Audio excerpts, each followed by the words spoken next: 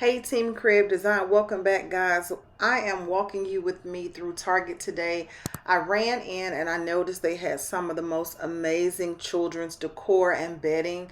I don't have a tiny one anymore, but guys, if you are looking to spruce up your kids' rooms for spring or just do some additional decor, they have some amazing items. As you can see, they have all kind of nice warm colors. They have tangerines, roses, pink, clean whites, and I think their area has so many different options to choose from, different patterns, and you can just let your imagination run wild and mix up different patterns and themes and textures in a room.